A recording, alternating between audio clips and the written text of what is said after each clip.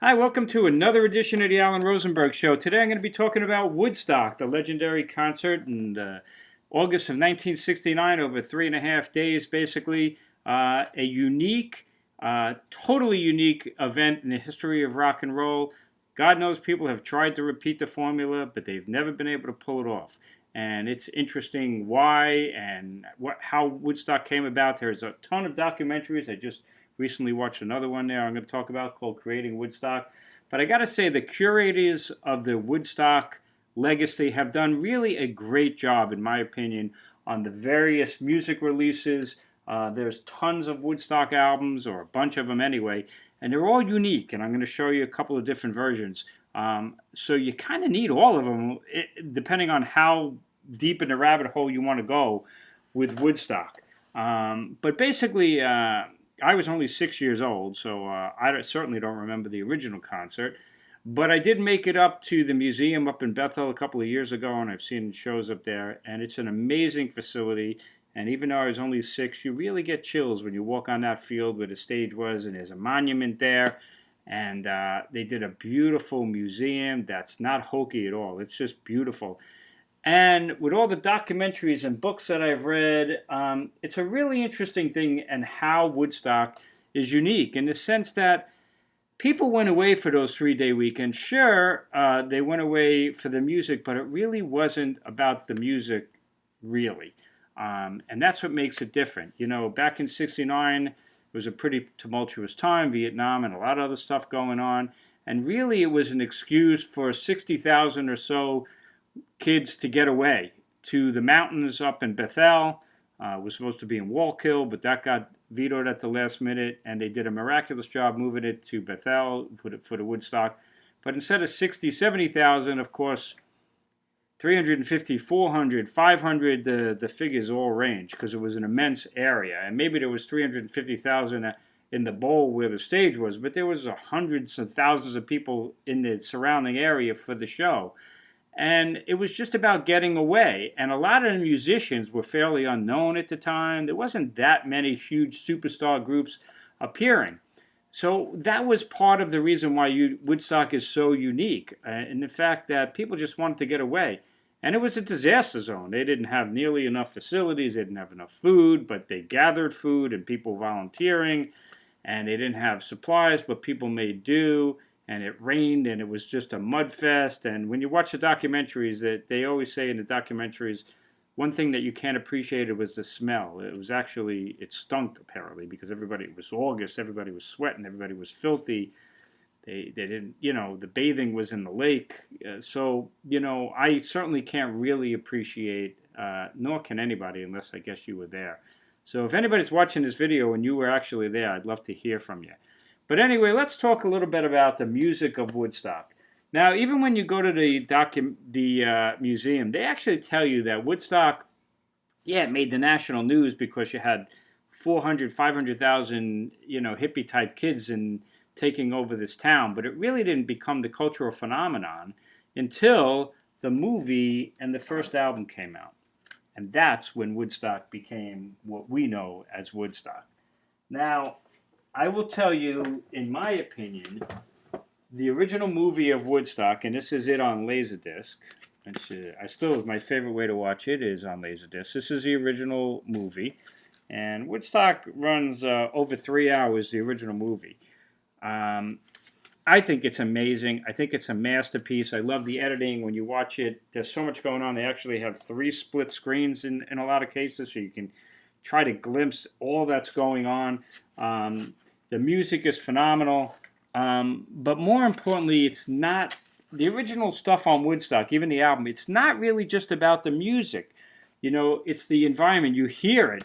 You see the rainstorm, and you see the storm coming in. You see them try to batten down the hatches, and then after it rains, they're sliding through the mud, and they're skinny dipping in the lake, and music is only a part of it, even in the aftermarket of the video and the movie and the soundtrack. And that's what makes Woodstock unique as opposed to all these other festivals where it's just, we're going to go see this band, we're going to go see this band. And it's interesting. Here's the original album. Now, of course, it was triple gatefold vinyl, and then they later released it on 2 CDs. This is the 2 CD version. when you have over 5,000 albums, you got to combine. So I tend to stick these fat cases into like a small one. There's disc 1. John Sebastian, Canned Heat, Richie Havens, Country Joe and the Fish, Joan Baez, Crosby, Stills, Nash, and then with Young, and The Who, Joe Cocker. And then disc 2, Santana, 10 years after Jefferson Airplane, Sly and the Family Stone, Paul Butterfield, and Jimi Hendrix. That's the original album. I do another video that you can check out, my favorite live albums of all time. This is way up there. I think it's an amazing album. But what makes it so great is, well, for one thing, all the musical performances on this album are fantastic. And second of all, it's an experience. You hear them saying, "No rain, no rain," and the stage announcements are constantly throughout the album. So, don't take the brown acid and, and announcements, somebody's looking for somebody. It's a wonderful experience, and the movie is the same way. Oh, by the way, I said that it's in my top 3 of rock movies. The other 2, by the way, would be The Last Waltz by the band and the Stones, Give Me Shelter, in case you were wondering. But Woodstock is an amazing experience. But what you wind up learning when you research is this original album, it's like a greatest hits album, so it's perfect. They take, whatever it is, 15, 16 performances or 20 performances, which equal to, let's say, a little over 2 hours, versus 3.5 days worth of music. This is the best listen to this day, in my opinion, of Woodstock. On the 25th anniversary, they released this gargantuan box set at the time. Beautifully done, 4 CDs, really nice, really nice book. And, here's the 25th anniversary 4 CD box set. So it's really nice, and it goes into a lot more expanded. So in this case here, you got about 5.5 hours of music versus a little over 2, let's say. And there you can see on the 25th anniversary, now you get a lot more stuff. John Baez playing more. The band, who don't exist on the original box set because they didn't want to be a part of it, apparently. Well, now they finally got some stuff there. Canned Heat, a little bit more. Joe Cocker, a little bit more. Creedence Clearwater Revival's on here. They're not on the original Woodstock because they didn't agree to be part of it. A little bit more from Crosby, Stills, Nash, and Young. That's not on the original one. Some Tim Hardin wasn't on the original one, and some more from Jimi Hendrix, and some more from The Airplane, and from Janis, and Beautiful People from Melanie is not on the original one, and Johnny Winter's not on the original one. So greatly expanded and stuff unique on this that never appeared on the original album, but lacking in the stage announcement. So this becomes more of a music thing, and it's very good, but it's not my go-to when I would hear Woodstock, I'm still listening to the original. Now, then they came out with this one, the 40th anniversary box of Woodstock. Now you got 6 CDs. We're talking 8 hours of Woodstock material. I don't know if you could see it here. Let me see. Maybe I can get it better here. Probably not.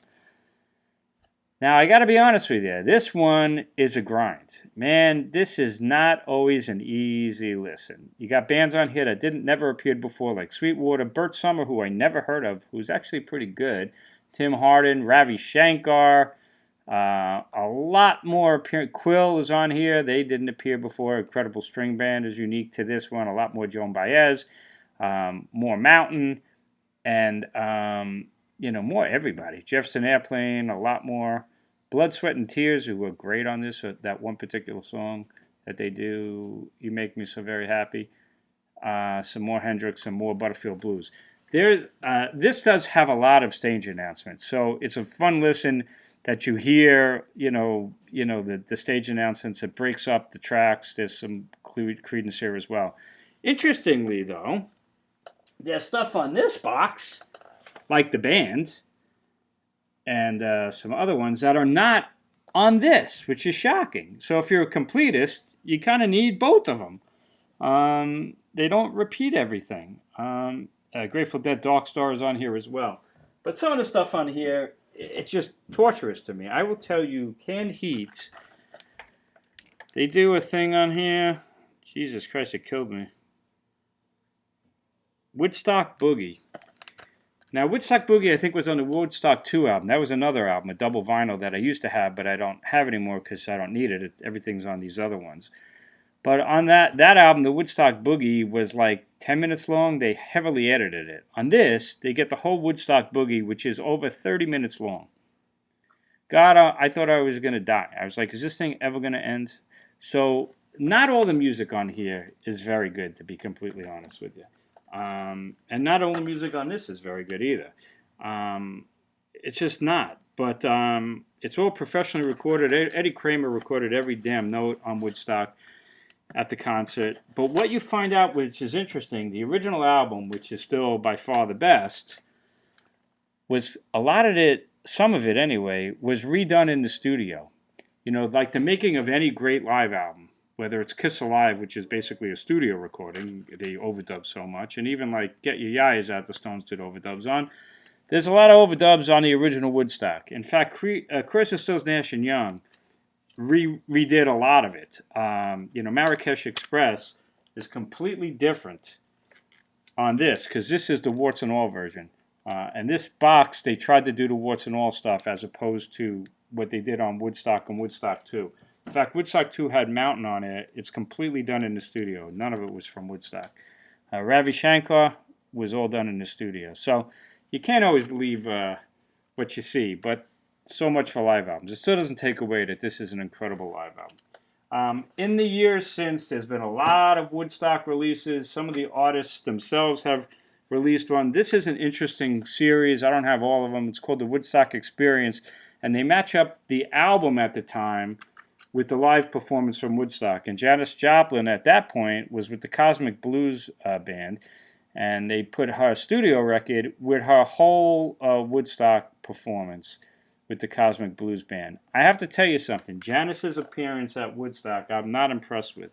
I think it's a pale shadow to 2 years earlier at Monterey, and that's because of the band. You know, I think she was just a lot rawer and a lot more powerful with Big Brother than with this. Just too much horns.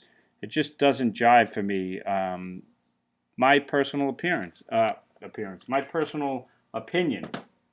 Now on the flip side, Santana played at Woodstock, and they were unknown. They weren't even signed. They got on for political reasons because Bill Graham managed them, and Bill Graham was not really involved with the production of Woodstock, but in some cases he was a little bit involved. And because of political reasons, they put Santana on. In my opinion, I think Santana may be the best act at Woodstock. They were absolutely stupendous. And then this collection has their first album and the Woodstock appearance. Unbelievable to think that they were an unsigned band at the time. They may be the best performance of any band at Woodstock. Just extraordinary, I thought. You know, there's a Hendrix live at Woodstock. I personally thought Hendrix live at Woodstock was kind of Menza. Of course, the Star Spangled Banner is off the chart incredible, and that's the most famous piece from it, and that's from on the Woodstock album. But these latter-day versions have more of his stuff. He was kind of in between bands. It was after The Experience and before Band of Gypsies. So had another guitarist with him. It's fine. It's good, but I don't think it's Hendrix at his best by no means. The lasting legacy of Woodstock, well, of course, Joni Mitchell wasn't there, but she wrote the song Woodstock, which appeared on Ladies on the Canyon, an acoustic song called Woodstock, one of the great rock and roll songs. But CSN&Y, of course, redid it on Deja Vu and electrified it, and they own that song, man. It's one of the greatest rock songs of all time, their version of Woodstock. But if you want my opinion, the best song ever about Woodstock is not Woodstock. It's from Melanie, who did appear at Woodstock, and she was virtually unknown at Woodstock. They threw her on because at the beginning of the Woodstock performances, they had no way to get the performers to Woodstock because the roads were closed. They were trying to fly them in with military helicopters, but it took a while. So they pushed Melanie out there. And later on, she wrote a song called Lay Down, Candles in the Rain. It's one of the greatest rock songs of all time. In fact, I did a video on greatest rock songs of all time, and another viewer put that down as one of the greatest songs. And I was like, man, spot on. Great choice. Because it is. If you don't get chills from Lay Down, Candles in the Rain, then you're not human. That's the best song ever about Woodstock, in my opinion. They've tried to repeat Woodstock over the decades, over and over again. Maybe most famously the following year, they did the Isle of Wight Festival, had a better lineup musically, right? Had a great lineup. This is called Message to Love, which was a film and a soundtrack. What a lineup of musicians, but didn't totally work. Joni Mitchell, Laura Nero, they did not work at this concert. I think they got booed or they started crying. I don't remember exactly all the details. Woodstock's kind of a miracle. In the middle of a disaster, everybody came together, but they came together to get away and experience something, to get away from the stress, and maybe that's what made it unique. It wasn't so much that we got to go see Hendrix or we got to go see Santana, because they never heard of Santana. But it wasn't all hippie-esque as well. I just watched a documentary, which I highly recommend, and it was on Tubi, T-U-B-I, that free streaming channel, and it's called Creating Woodstock. It's a fantastic, fantastic documentary, and it's all filled with interviews of Michael Lang and the other guys who were involved with creating the concert and what they went through and lawsuits and how much money they lost. It took over 10 years for them to break even. And what a bunch of mensches. Mensch is like a Jewish word that good people, instead of declaring bankruptcy, they paid everybody back. It took over 10 years, but they did it. Great, great story. But if you want to learn how Woodstock came about, it's a fantastic, fantastic documentary. But at one point, they tell a really interesting story about The Who. And the guys who formed Woodstock, they hate The Who. Not musically. They hate The Who and Iron Butterfly. Iron Butterfly was one of two bands that was supposed to appear but didn't because they all of a sudden made these demands, how they're going to get there, and you got to fly us here and fly us there. And they wrote a telegram back, fuck you, basically, but you couldn't say fuck you in the telegram, so they spelt it out, F-U-C-K, are different sentences, and pretty funny. But they tell an interesting story about The Who. So The Who was supposed to appear, of course, and they were one of the highlighted bands because Tommy, and now The Who was a big band. And they demanded to get paid in cash. Now, of course, they didn't have any money at Woodstock. It became a free concert. They were losing everything, more than their shirt. And a lot of the bands, well, they understood, well, we're here, we're going to play. The Who were like, no, we got to get paid, and we're going to pay paid in cash. Well, it's the middle of the night. The bank's closed. The bankers already were having heart attacks over this concert because they had fronted the money, and now they knew that it was a free concert, and they were going to lose their jobs and lose their careers.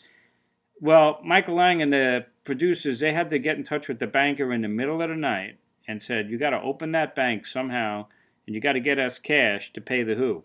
Well, the bankers did it.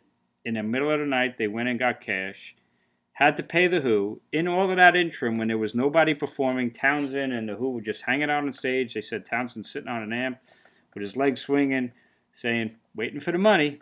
And they did get the cash, and then The Who went on and did a great performance, although I don't think Townsend says he thought they were too good.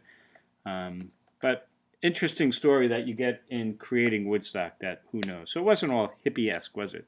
And in fact, when Townsend today talks about Woodstock, he's like, it was disgusting, smelly, couldn't wait to get out of there. So go figure.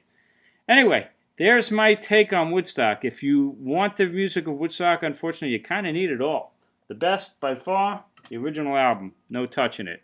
One of the greatest live albums by anybody of all time. It's in my top 10. Check out my greatest live videos.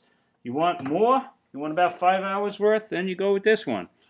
You want 8 hours worth? Well, it's a bit too much for me even. But there it is. Now there's a 38-disc version as well, which supposedly is basically every note of Woodstock. I don't want to sit through that, but maybe you do. Anyway, if you're new to my channel, please hit subscribe. Check out my other videos. Please help my channel to grow. I'm having fun with these videos. I hope you are too. And please hit subscribe and like and check out my other videos. Check out the greatest live albums of all time. It's a good one. And Woodstock will be in there. You'll see it. Anyway, thanks for tuning in. I will see you on the next time. And have a great night. Stay safe. Stay healthy. See you around on the Alan Rosenberg Show.